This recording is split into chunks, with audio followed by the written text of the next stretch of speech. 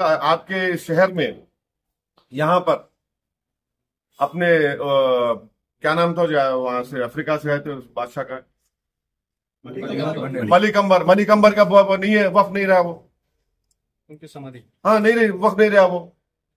कैसा होता बोलो वो? सेक्शन 3D में आप बोल दिए मलिकंबर की खबर अब वफ नहीं है, कैसा बोलेंगे भाई? कई शियाओं के इमाम बड़े हैं, 200 साल पुराने हैं, एंशंट है, तो आप बोल रहे वफ की नहीं रहती, कैसा होगा ये? अब आपका पंचक्की है, आप पंचक्की बोलेंगे नहीं है, दरगाह नहीं है, वो वफ नहीं है क्योंकि एएसआई का मॉन्यूमेंट है वहां पे। कि आप तो छीन रहे ना हमारे से, बचा रहे कहां?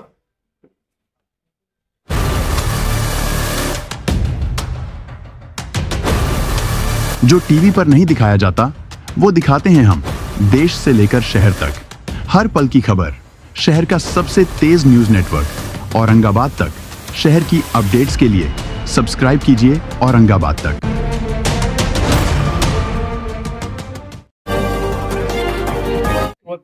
देशमुख साहब हाथ पीछे मेरा कैमरे में।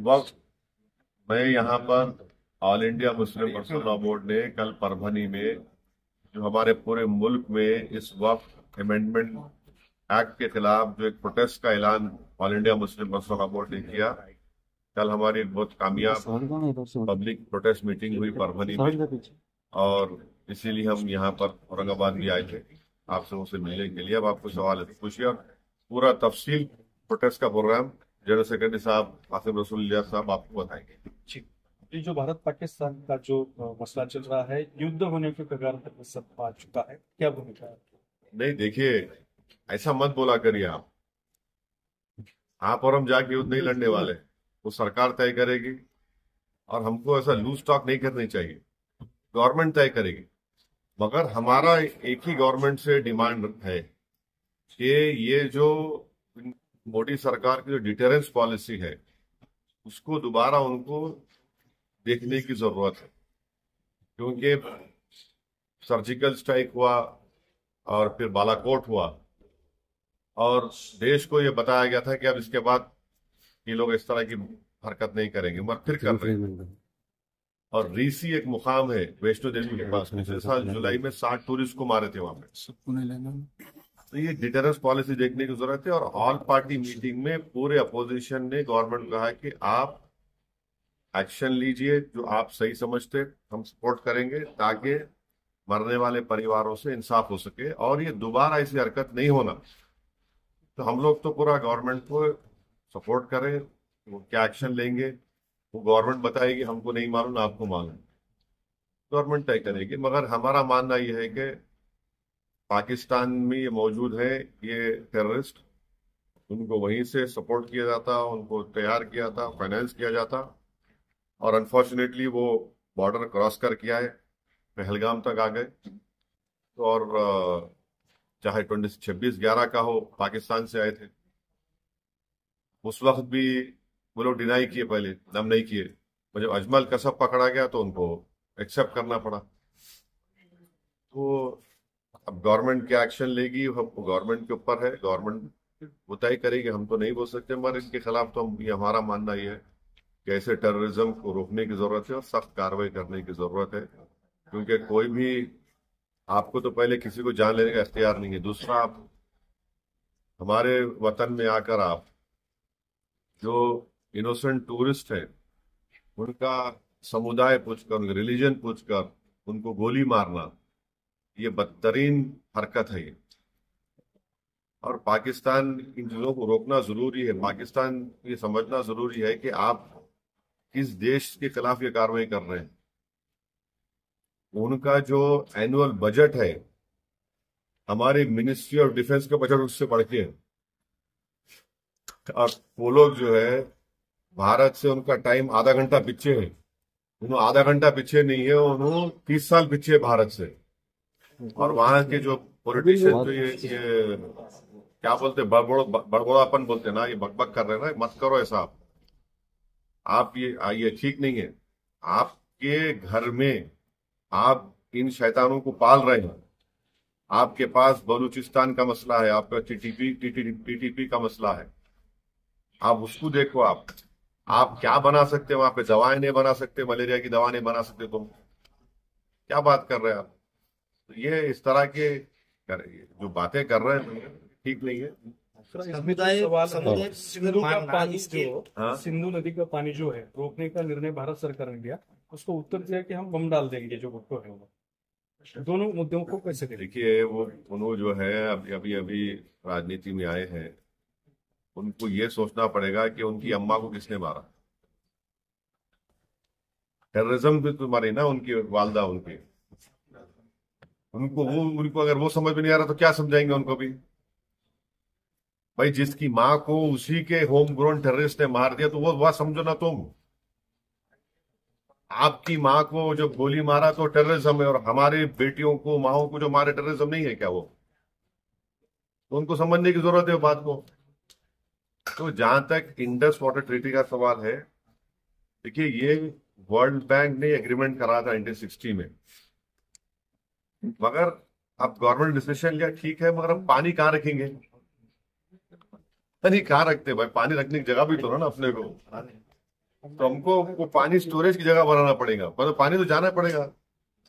तो वो गवर्नमेंट डिसीजन लिया है, ठीक है, हम उसमें गवर्नमेंट का फैसला है, कैबिनेट कमेटी ऑन सिक्योरिटी में गवर्नमेंट डिसीजन लिए, अब उसको मान। देश में हिंदू और मुस्लिम में झगड़ा लगाने के लिए समुदाय पूछकर मारा गया, ऐसा लगता है? बिल्कुल बिल्कुल। देखिए, वही तो हम कह रहे हैं कि आईएसआई हो या आईसिस हो, आईसिस खुरासान हो, या फिर आपके जो डीप स्टेट है या एस्टेब्लिशमेंट है पाकिस्तान का, वो तो यही चाहते हैं कि इस देश में हमेशा के लिए हिंदू मुसलमानों के झगड़े चलते रहे। तो इसीलिए उन्होंने हरकत की, और उनका वहां कश्मीर में जाकर नॉन मुस्लिम को, हमारे हिंदू भाई बहनों को मारने का मकसद एक ही था कि कश्मीर को बताना चाह रहे थे कि यहाँ कोई नॉन मुस्लिम नहीं आ सकता। तो उनका मकसद वही है।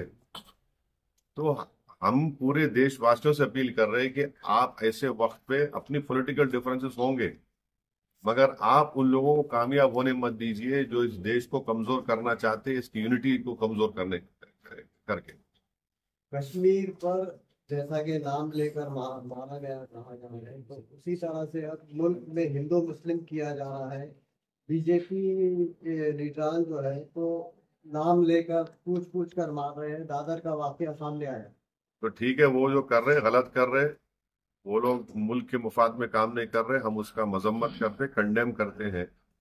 अब आपके ही डिप्टी चीफ मिनिस्टर महाराष्ट्र के, वो खुद बोल रहे कि वो जो बच्चा जो जान दे दिया अपनी, आदिल, वो तो अपनी जान दे दिया ना। वो कहाँ देख रहा था कि मुसलमान है हिंदू, देख रहा, इंसान को देख रहा था। वो जान बचाने के लिए वो टेररिस्ट से वेपन छीनने की कोशिश किया, उसको मार दिए। तो ये जो अगर हमारे देश में से कोई कर रहा है, गलत है, ये उसको हम कंडेम कर रहे हैं। सरकार ने जो अल्टीमेटम दिया था कि पाकिस्तानी उनको पाकिस्तान भेजा जाए, वो चले जाए, मगर यहाँ की राज्य सरकार में जो है देवेंद्र फडणवीस बोल रहे कि पूरे गए, और एक बार शिंदे जी बोल रहे 160 अभी बाकी है। मेरे को नहीं मालूम, ये तो गवर्नमेंट बोलेगी। युद्ध कितना महंगा पड़ेगा भारत को? अरे भाई, अभी गवर्नमेंट को छोड़ो ना, ऐसा लूज टॉक मत करिए। गवर्नमेंट का डिसीजन होगा, गवर्नमेंट पूरा सोच के फैसला करेगी। मेरा बोलना ये है, सुनिए, एक बार सुनिए, गवर्नमेंट क्या करेगी नहीं करेगी वो गवर्नमेंट तय करेगी। हमारा बोलना, अपोजिशन कहता है कि आप इस पर स्ट्रांग एक्शन लीजिए, ये खत्म होना ये चीज। अब वो कैसा एक्शन लेंगे, क्या लेंगे, गवर्नमेंट पे तो थोड़ा आपको तो उन पे छोड़ना पड़ेगा ना। अब ये टीवी चैनल पे एंकर बैठकर ऐसा बोल रहे ऐसा होगा ऐसा, अरे भाई ये मजाक है क्या? ये ऐसा गवर्नमेंट तय करेगी, क्या डिसीजन होगा वो तय करेंगे। मगर मेरा डिमांड ये है कि पाकिस्तान को फिर से FATF की ग्रे लिस्ट में लाना जरूरी है। फाइनेंशियल एक्शन टास्क फोर्स में उनको ग्रे लिस्ट में लाए। ग्रे लिस्ट में लाए तो उनको ये देखिए, इलीगल पैसों से फाइनेंस करे टेररिज्म ये लोग। कोई वाइट का पैसे नहीं, इलीगल पैसे से। तो FATF की दोबारा लिस्ट, ग्रे लिस्ट में पाकिस्तान को डालना जरूरी है। हम डिमांड करेंगे ये गवर्नमेंट से कि उनको FATF के ग्रे लिस्ट में डालो आप, तभी जाकर उनका होगा। और हम लोग पूरा उन पर साइबर अटैक करना, हमारे पास एथिकल हैकर्स है हमारे पास, नेवल और एयरफोर्स ब्लॉकेट कर सकते, इंटरनेशनल लॉ में कर सकते हम। और अगर कल कोई एक्शन गवर्नमेंट लेगी तो यूनाइटेड नेशन का कानून है आर्टिकल 51 जो सेल्फ डिफेंस में आपको राइट देता, और नॉन स्टेट एक्टर्स के खिलाफ भी आप एक्शन ले सकते। तो ये सब चीजें हैं। और भारत के संविधान में आर्टिकल 355 है। 355 के तहत कोई स्टेट में अगर एक्सटर्नल एग्रेशन होता तो सरकार की जिम्मेदारी उसको रोकने की। शहीद अफरीदी ने ऐसा स्टेटमेंट किया है, भारत खुद ही अपने लोगों को मारता है और फिर बाद में हमारे ऊपर नाम लेता है। कौन है जी इन्हें? शहीद अफरीदी कौन है इन्हें? नाटक है क्या ये? छोड़ो ना, तुम क्या जोकरों का नाम ले रहे मेरे सामने, छोड़ो ना इन लोगों को। क्या बार उनको जो प्रोटेस्ट करने जा रहे हैं कैसा है उसका? हाँ बहुत अच्छा है। कल परभनी में इतना शानदार मीटिंग हुआ, आप नहीं देखे फोटो? जी देखिए ना। फिर तो क्या आगे अब वो सब हमारे सदर साहब आए हुए हैं, आपको तफसील सुनाएंगे। और हमारा देखिए, आपको समझा रहे, पंढरपुर की मंदिर है, पंढरपुर की मंदिर में ट्रस्टी कौन हो सकता बोलो आप? हिंदू हो सकता ना, नॉन हिंदू नहीं हो सकता ना। अब उसमें आप हम कोई बोले नहीं नॉन हिंदू को बनाओ, वो तकलीफ होती नहीं होती? हम भी वही बोल रहे हैं। वक्फ बोर्ड में क्यों आप बनाना चाह रहे हैं नॉन मुस्लिम को? आपका उधर फेथ है, आपका मामला है, तो हमारा भी तो है ना। हम कहाँ अलग है? पर रिलीजन है ना, वो रिलीजन है तो हमारा भी तो रिलीजन है।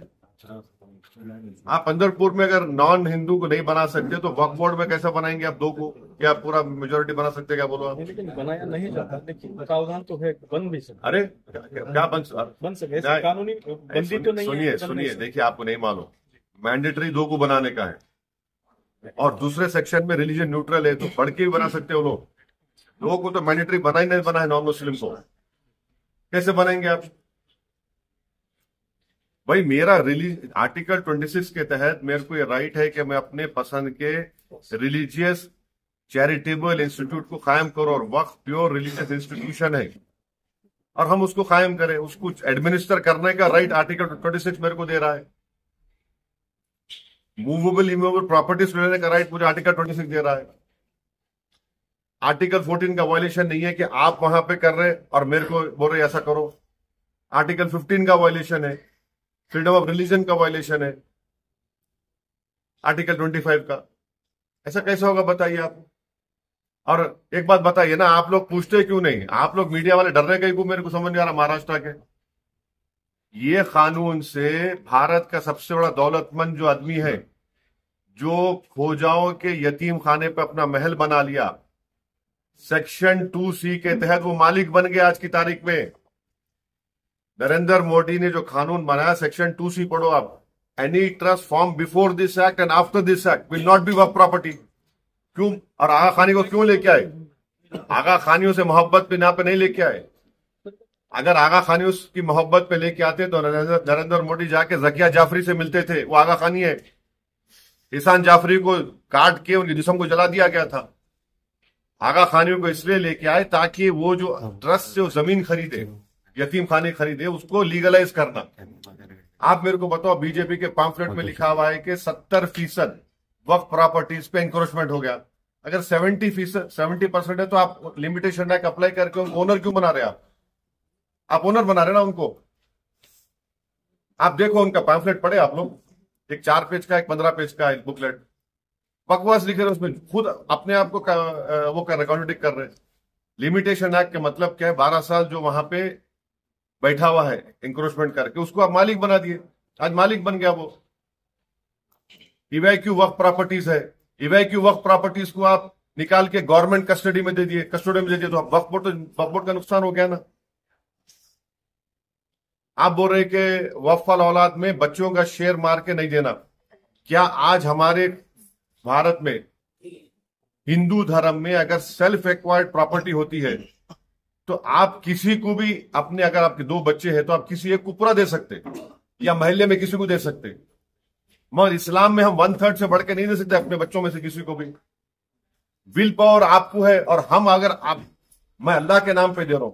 अब मिसाल के तौर पर अगर कोई हिंदू अपना पूरी प्रॉपर्टी दान दे रहा तो उसमें पूछते क्या तू बच्ची का हक मार के दे रहा है? उन्हें बोला नहीं भाई, भगवान को दे रहा हूं, अल्लाह को दे रहा हूं, मैं मेरी प्रॉपर्टी है। संविधान में आर्टिकल 300A है, प्रॉपर्टी आपका है, मैं कुछ भी कर सकता हूं मेरे। आप बोल रहे नहीं, वो ऐसा नहीं कर सकते आप। तो ये इसमें ऐसे प्रोविजंस है इतने अच्छा, हम ये जो चला रहे ना प्रोपेगेंडा, बीजेपी हमको बताओ एक सेक्शन बताओ उसमें जो प्रॉपर्टी तुम लैंड ग्रैबर से निकाल के लाके देंगे। तुम एक सेक्शन बताओ जो यहां से इनकम में इजाफा होगा, बताओ ना। 45 अमेंडमेंट्स है, कौन सा उसमें है बताओ जो मुसलमानों के मफाद में? आप तो लूटने के लिए लेकर आ रहे। सेक्शन 3D आप बना दिए, उसमें 3D का बोल रहे क्या बोल रहे, जो आर्कियोलॉजिकल एंशिएंट प्रोटेक्टेड मॉन्यूमेंट है वो वक्फ नहीं रहेगा। क्या मतलब भाई? आपको मालूम औरंगाबाद आपके शहर में यहां पर अपने क्या नाम था जो वहां से अफ्रीका से आए थे उस बादशाह का, मणिकंबर का वो नहीं है, वक्फ नहीं रहा वो, उनकी समाधि। हाँ नहीं रही, वक्फ नहीं रहा वो। कैसा होता बोलो वो?